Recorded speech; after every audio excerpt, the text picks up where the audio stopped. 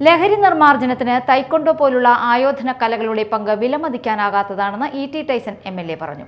ലഹരിയെ തുരത്താം നല്ല നാളേക്കായി എന്ന സന്ദേശവുമായി മൈൻഡ് ഫിറ്റ്നസ് അക്കാദമിയുടെ കീഴിലുള്ള തൈക്കൊണ്ടോ അഴീക്കോട് മുനക്കൽ ടർഫിൽ നടത്തിയ സമ്മർ ക്യാമ്പിൽ സംസാരിക്കുകയായിരുന്നു അദ്ദേഹം. കൊറോണ എന്ന മഹാമാരി കേരളത്തിൽ വന്ന സമയത്താണ് എനിക്ക് തോന്നുന്നു ശരീരത്തെ കൂടുതൽ ശ്രദ്ധിക്കണം, ആരോഗ്യത്തെ കൂടുതൽ ശ്രദ്ധിക്കണം എന്ന പുതിയ കാഴ്ചപ്പാട് ഒന്നുകൂടി ശക്തിയായി വളർന്നു വന്നു. നമുക്ക് മറ്റെന്തിനേക്കാളും വലിയ സമ്പത്ത് ആരോഗ്യമാണ്. ഇവിടെയാണെങ്കിൽ പലപ്പോഴും നമുക്ക് നമ്മുടെ പലതരത്തിലുള്ള പ്രശ്നങ്ങൾ കാരണം വേണ്ട വിധത്തിൽ ശ്രദ്ധിക്കുന്നില്ല എന്നൊരു കാഴ്ചപ്പാട് പൊതുവേ നമ്മുടെ കുട്ടികളാണെന്നുണ്ടെങ്കിൽ പുതിയ തലമുറ, ഭാവി തലമുറ അത്തരം കാര്യത്തിന് ശ്രദ്ധിക്കാതെ പോകുന്നുണ്ടോ എന്നൊരു സംശയം ഉണ്ടായിരുന്നു. പക്ഷെ ഇപ്പോൾ നമുക്ക് ഉറപ്പിച്ച് പറയാൻ കഴിയും, എല്ലാ കുട്ടികളും പുതിയ പുതിയ നല്ല മേഖലകൾ ഇപ്പോൾ കണ്ടുപിടിച്ചു തുടങ്ങി.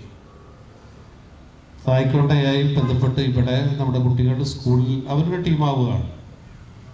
അവരുടെ രക്ഷകർത്താക്കൾ അതുപോലെ ഇതിനെ പഠിപ്പിക്കുന്ന ആളുകളൊക്കെ ഞങ്ങളോട് പറയുന്നത് അവർ മറ്റൊന്നിനും ശ്രദ്ധിക്കാതെ മറ്റൊരു വേറെ നമ്മുടെ നാട്ടിൽ നേരത്തെ ഇവിടെ എഴുതിയ പോലെ മയക്കുമരുന്ന്, ലഹരിയൊക്കെ ഉള്ള ഒരുപാട് കാര്യമുണ്ട്.